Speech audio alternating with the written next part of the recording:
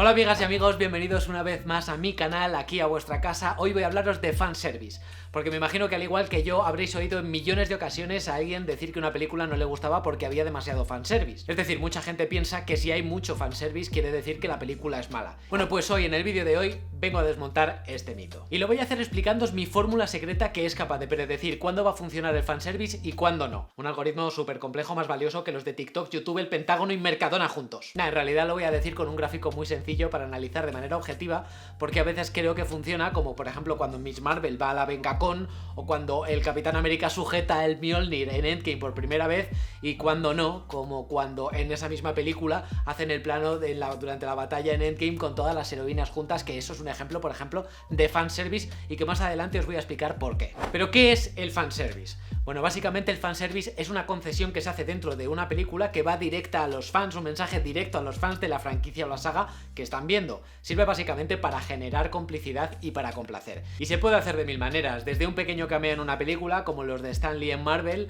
hasta traer de vuelta a parte del reparto original de Jurassic Park para Jurassic World Dominion, que por ejemplo es un caso de buen fanservice. El problema es que a veces piensan las productoras que algo va a triunfar a nivel de fanservice y va a complacer a los fans, y el resultado es estrepitoso, porque si bien en No Way Home traer a los anteriores Spider-Man fue un acierto, traer de vuelta a Charles Xavier en Doctor Strange y el Multiverso de la Locura, no. Es decir, no me traigas a un personaje mítico para matarlo a los 10 minutos. Expect disappointment and you will never get disappointed. Que está claro que cada uno tiene su opinión, pero más allá de la opinión que tengamos todos, en este vídeo os voy a explicar por qué a veces funciona y a veces no. No es de manera 100% objetiva, pero sí de manera más analítica, y a lo mejor sirve para aclararnos de por qué a veces no nos ha gustado un fanservice, pero no podemos explicar muy bien por qué. Este vídeo no sería posible sin vuestro apoyo y sin Sony, el patrocinador del vídeo de hoy, que acaba de sacar uno de los mejores auriculares del mercado, los Lynx Buds S, los auriculares inalámbricos más pequeños y ligeros del mundo, con un audio y una cancelación de sonido de altísima calidad. En tan solo 4,8 gramos, que es que no es nada, tienes unos auriculares con 6 horas de batería y otras 14 horas en el estuche. Y si eres como yo, que a veces te olvidas de cargar las cosas, sobre todo los auriculares, no pasa nada, son de carga rápida. En 5 minutos de carga tienes para 1 hora de escucha de auriculares. Y una de las cosas que más me gusta, tienen sonido ambiente adaptativo, es decir, no solo puedes escoger si cancelas el sonido o no, que eso ya es muy práctico de por sí, y lo hacen muy bien,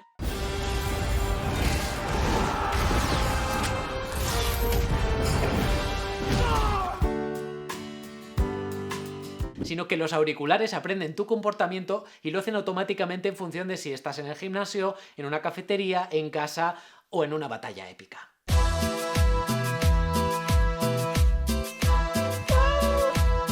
Para viajar en avión son súper cómodos porque anulan muchísimo el ruido ambiente del motor, y este nuevo modelo es mejor que los anteriores, es más ligero y la batería le dura más.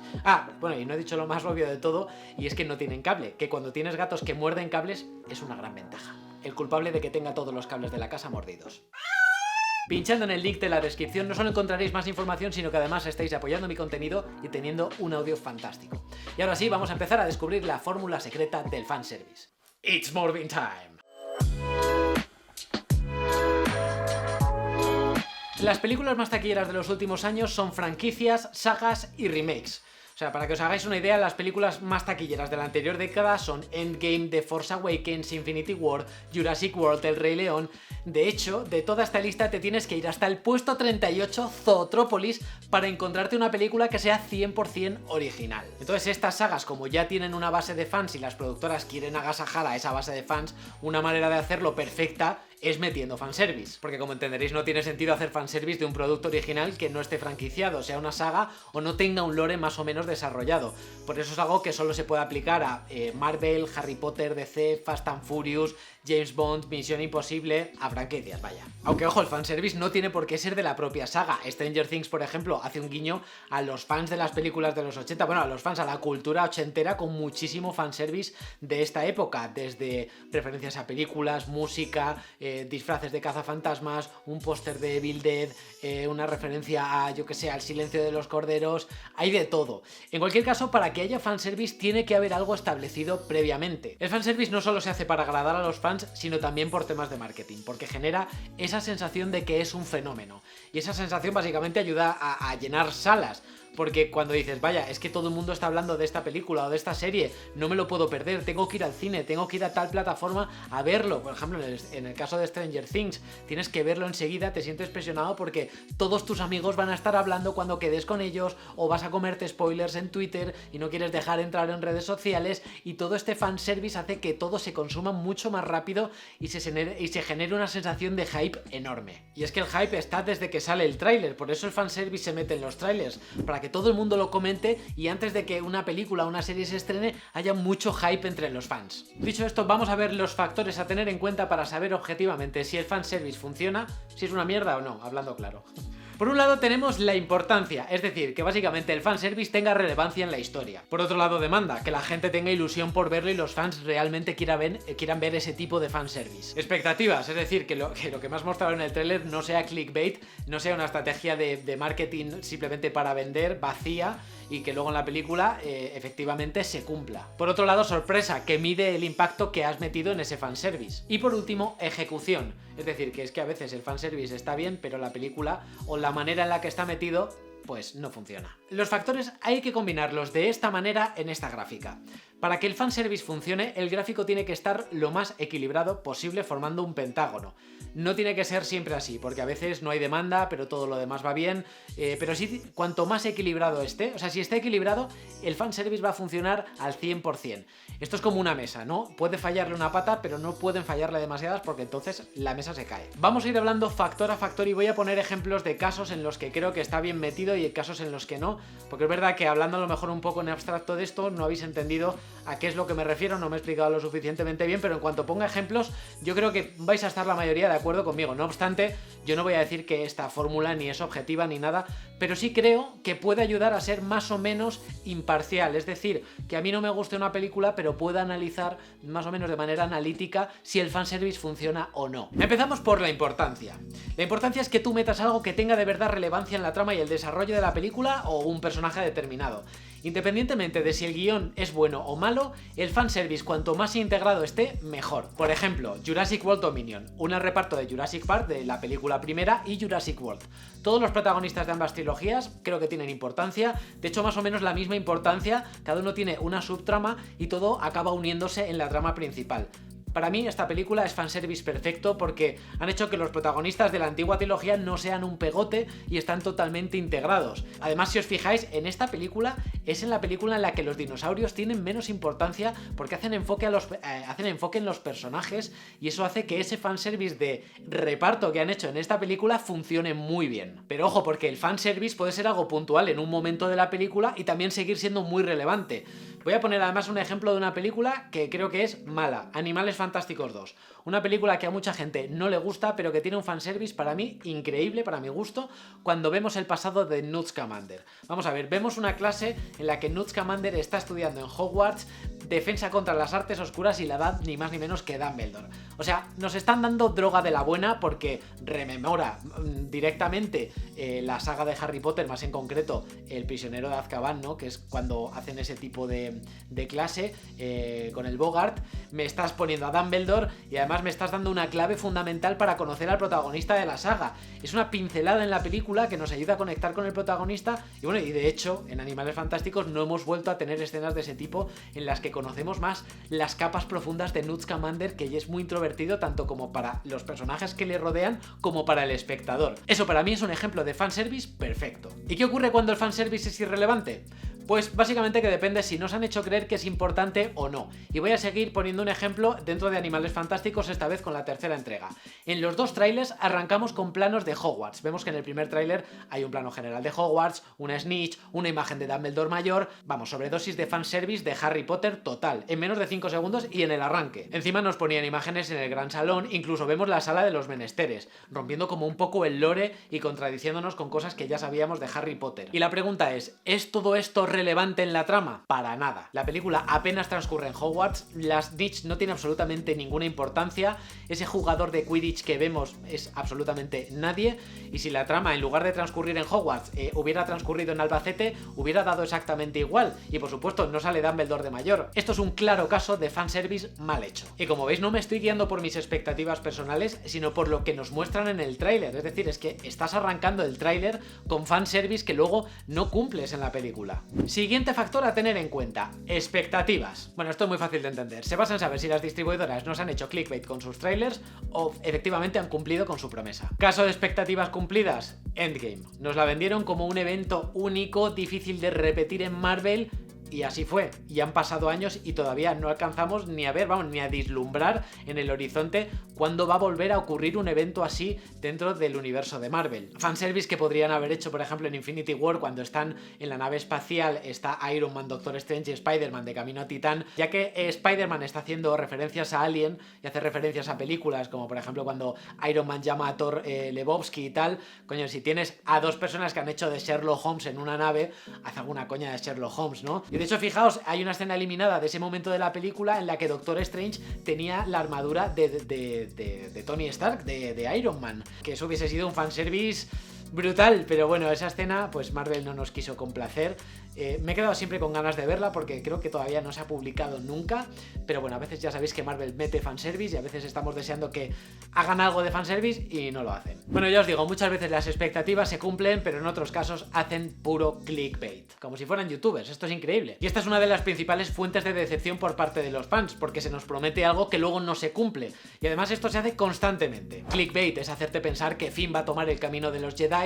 Cuando vimos el tráiler del capítulo 7 le ves con una espada láser y al final pues no. Clickbait es cuando te meten a un villano que tiene una pinta increíble, interpretado además por un actor de primera categoría, como es el caso del Mandarín en Iron Man 3, y que luego se desinfla en un intento de giro inesperado cómico que a los fans pues no nos hace ni puta gracia. Y clickbait es lo que vemos en las promociones de Doctor Strange y el multiverso de la locura, es decir, una película donde vemos planos loquísimos, varias versiones del protagonista. La película se llama el multiverso de la locura y al final terminas los trailers con la promesa de que sale ni más ni menos que uno de los personajes más relevantes del mundo de Marvel, Charles Xavier. O sea, abren la puerta de que entren los mutantes en el UCM. O sea, objetivamente querían que tuviéramos las expectativas por las nubes. Y básicamente la realidad es que luego descubres que los cameos son un personaje rescatado de una serie fracasada, una heroína interpretada por un personaje y una actriz que nos dan igual, Reed Richards, Capitana Carter y Charles Xavier. Ya has estado en los trailers haciendo la promesa de que vamos a ver a los Illuminati como si fuera algo relevante en la película.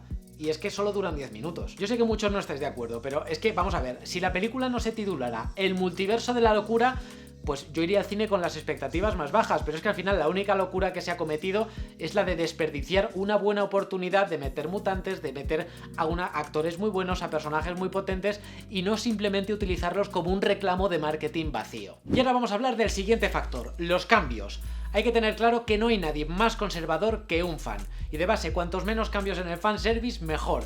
En una escala del 0 al 10, donde 0 es un cameo de Stan Lee, que sabías que iba a estar en la película, en una película de Marvel, el cameo, ¿no? Iba a durar siempre lo mismo, iba a ser del mismo estilo, hasta el caso 10 de cambios, ¿no? El mayor de la escala, el peor de los casos, que es cuando haces muchísimos cambios hasta que básicamente es irreconocible, que yo creo que el peor caso es el caso de Deadpool en Lobezno Orígenes, uno de los peores fanservice de la historia. Bueno, es que es tan malo que yo creo que no se puede considerar ni fanservice, sino simplemente coger el lore de un universo de cómics y destruir a un personaje, básicamente. Y de hecho es un caso de fanservice tan malo que al menos en Deadpool 2 se rieron de eso y les sirvió para meter esa escenita de puro fanservice donde el verdadero Deadpool mataba a ese engendro, deshaciendo un poco el daño que habían hecho hacia Marvel y hacia los fans, y hacia el buen gusto. Otro caso donde hay muchos cambios, El Señor de los Anillos, la serie de Amazon, Los Anillos de Poder. Si me seguís por Instagram ya sabéis que Amazon me invitó a conocer a los showrunners y aparte del equipo técnico y un grupo pequeño de personas, tuvimos la oportunidad de charlar con ellos, que nos contaran más en detalles cosas pues que vamos a ver en la serie. Vimos metraje, vimos como media hora de la serie. Bueno, si queréis un vídeo donde os explico en detalle lo que les pregunté, lo que me contaron, me lo dejáis en comentarios. Pero bueno, es un caso básicamente en el que cambias mucho el lore dentro de una fanbase que es muy tradicional, porque El Señor de los Anillos es un universo literario que lleva existiendo durante muchos años, creado, a diferencia de Marvel, solo por un autor y hay un lore muy específico y los fans son muy reacios a que haya cambios. Entonces, si tú haces un tráiler en el que ves claramente que hay muchísimos cambios y haces muy pocos guiños a los fans, pues lo que provocas es que a mucha gente no le convenza. Yo de todas maneras os digo que, bueno, en el caso del Señor de los Anillos, la Tolkien Estate está detrás, ¿no? Que son como los guardianes del lore de Tolkien, y creo que, bueno, pese a que el primer tráiler no gustó, yo creo que la serie es muy potente y va a gustar a los fans. Que haya muchos cambios en ocasiones muy contadas puede ser un éxito. Todos queríamos una película del Joker, pero jamás imaginábamos que tendría el tono de la película de Joaquin Phoenix. Un cambio que a posteriori pues ha funcionado mucho, han tomado ese riesgo, es una película que, bueno, que te puede gustar más el mundo de los superhéroes o no, pero que de por sí sola, sea Joker o sea Pepito Pérez, la película funciona. Yo es un poco la crítica que le hago, en plan de, bueno, es el Joker, pero porque el protagonista es el Joker, pero no es una película típica de mundo geek de superhéroes. Ahí tomaron un riesgo y ha funcionado, y a mucha gente le parece que es un Joker muy potente. Otro caso donde hay fanservice con muy pocos cambios, Darth Vader en Rogue One. Creo que es un buen fanservice porque básicamente satisface la necesidad que tenemos como fans de ver a Darth Vader en su máximo esplendor como villano. No añades nada nuevo al personaje, pero simplemente ves más de cómo es, y además es un complemento perfecto en la trama porque, aunque salga poco, es un personaje puente entre Rogue One y el episodio 4. Es verdad que salió en los trailers, pero salía de refilón. Es decir, en los trailers no te estaban prometiendo que fuera a ser relevante en la película, porque salía literalmente 2 planos, salía poco y efectivamente en la película sale poco. Y ojo, aún así puedo entender que alguien esperara que saliera más, porque literalmente dice como 9 frases en toda la película, y a veces, pues, si eres fan, pues te haces ilusiones, y las ilusiones en los fans son como una bomba de relojería que hay que manejar con mucho cuidado. Otro fanservice que me encanta, el baile de Spider-Man inspirado en las películas de Sam Raimi que vimos en la película animada de Spider-Man Into the Spider-Verse. Un baile que con el paso del tiempo se ha convertido en un auténtico meme, es un fanservice rápido, no tiene cambios, salvo el vestuario, es exactamente el mismo baile, ¿no? Porque en la película animada lo hace con el traje de Spider-Man, pero esos guiñitos al final son fanservice que mola bastante meter, y al final estás haciendo referencias directas a una película y estás siendo fiel al meme, ¿no? En este caso. Y seguimos con otro factor importante que es la demanda, que puede parecer obvio, pero para que un fanservice funcione tiene que cumplir algo que los fans deseen ver. Es decir, después de ver Into the Spider-Verse había demanda, todos soñamos con ver a los 3 Spider-Man de las películas de acción real juntos. Capitán América siendo digno del Mjolnir en Endgame, todos somos Thor cuando dice ¡lo sabía! Porque básicamente llevábamos años cuestionándonos si era digno de llevarlo o no. En el episodio 7, volver a ver a Han Solo y Chewbacca en el Halcón Milenario, que además dice Han Solo, Chewie, estamos en casa, una frase que puede hacer que se te pongan los ojos vidriosos si eres fan de Star Wars. En franquicias mucho más recientes, los fans de The Boys demandan mucho gore en sus episodios, y después de la brutalidad de la escena de la ballena de la temporada 2 y viendo lo mucho que había gustado, los creadores dijeron, no os prometéis que para la tercera vamos a hacer algo más bestia todavía. Y vamos, yo no sé si habéis visto el primer episodio de la tercera temporada, pero eso va a ser muy difícil de superar. Otro ejemplo de fanservice, esta vez no basado en una película, sino basado en un actor. Cuando salió Snakes on a Plane, cuando se anunció la película, la gente estaba entusiasmada con el hecho de que saliera Samuel L. Jackson, e hicieron un reshoot para rodar varias cosas, pero entre otras para que dijese una frase muy del estilo de Samuel L. Jackson. Puro fanservice. Y claro, viendo lo que funciona, las productoras piensan que trayendo de vuelta a personajes míticos siempre va a funcionar.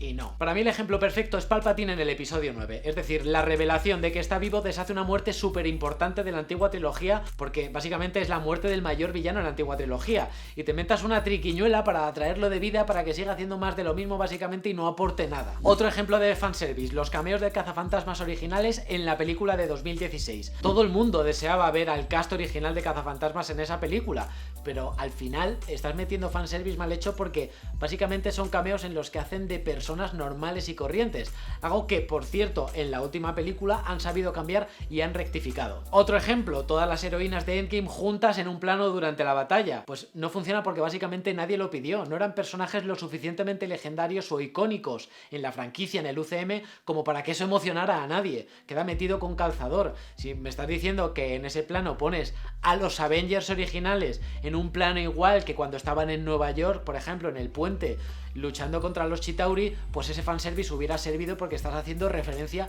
a una película anterior, no por el hecho de que sean solo mujeres, sino básicamente porque me estás vendiendo algo como súper mítico y legendario cuando en realidad no lo es. Y por otro lado tenemos el efecto sorpresa, es básicamente el impacto del fanservice.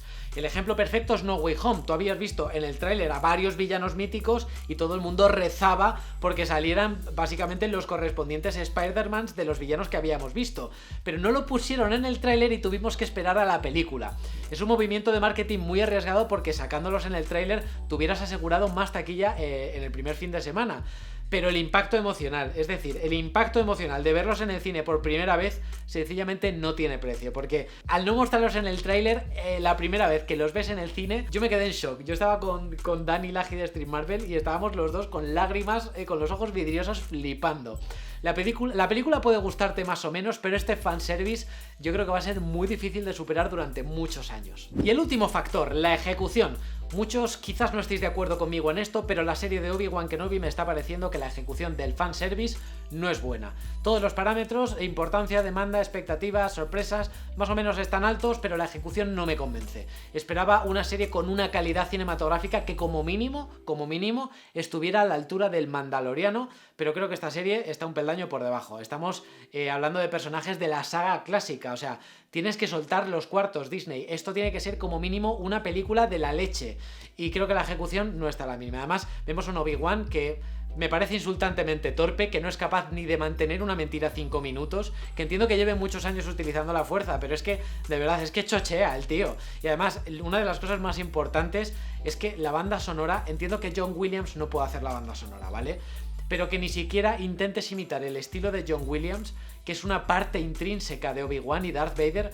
O sea, es que Darth Vader, yo no concibo a Darth Vader sin su leitmotiv, sin su música, que la hemos visto en cada aparición que ha tenido. O sea, quitarle la banda sonora, ignorar, obviar la banda sonora de un personaje, me parece que es como ignorar parte de lo que es la propia esencia del cine. Bueno, habiendo explicado el gráfico, habiendo puesto ejemplos, habiendo explicado los diferentes parámetros, vamos a ver ejemplos de películas. Ejemplos más bien de películas de fanservice. El caso de No Way Home con el fanservice de los 3 Spider-Mans juntos.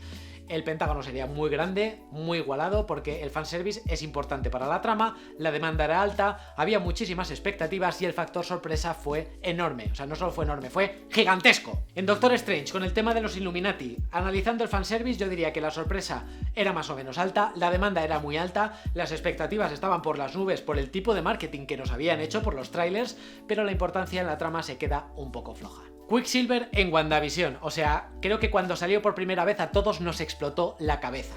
El gráfico sería más o menos así, muchísima sorpresa, mucha demanda por volver a ver a los mutantes, en especial a uno que había sido muy querido por los fans en las películas de 20th Century Fox, muchas expectativas generadas por su aparición y básicamente ninguna importancia.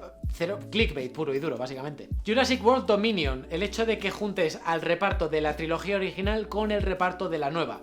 Yo creo que estaría más o menos equilibrado. A mí la película me parece que tiene varias cosas que fallan, pero estamos analizando solo un tipo de fanservice en concreto. Yo creo que está muy bien metido el fanservice, está introducido correctamente y funciona. Y a la gente además le está gustando. Y Miss Marvel tiene un fanservice perfecto, porque la propia protagonista quiere fanservice, porque es fans de los mismos superhéroes que nosotros, y el fanservice está totalmente integrado en la trama cada vez que vemos una referencia dentro de la serie. Está claro que el fanservice no es el bálsamo que lo cura todo, es decir, por muy bien que esté metido, si la película falla en aspectos fundamentales como el reparto, la interpretación, los personajes, el guión, la dirección, por muy bien que se meta el fanservice, la película no va a ser mejor y no va a cuajar.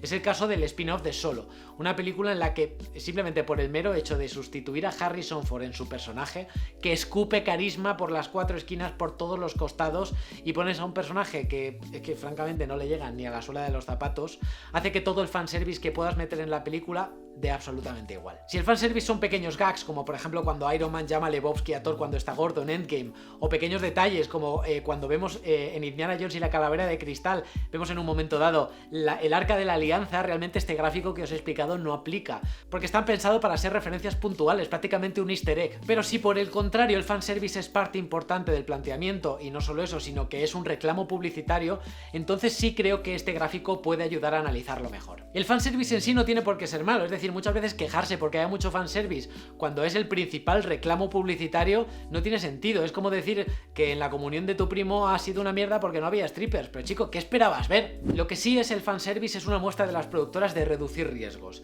porque básicamente lo que quieren es mantener a la audiencia, que las franquicias y las sagas sigan vivas, que hoy en día, teniendo en cuenta la poca afluencia de gente que hay en el cine, que todavía nos estamos recuperando de la pandemia, es más necesario que nunca. Y está claro que si el fanservice se hace mal es un horror, pero si se hace bien, amigos, es que nos da momentos irrepetibles. Bueno, espero que os haya gustado mucho este vídeo. Seguidme en las redes sociales, Instagram, Twitter, TikTok, YouTube, aquí en vuestra casa, Álvaro_Wasabi. Espero que os haya gustado. Os leo en comentarios. No olvidéis suscribiros con campanita, alerta, like, por favor, dadle amor al vídeo. Nos vemos dentro de poco en un nuevo vídeo y hasta entonces, sed muy felices.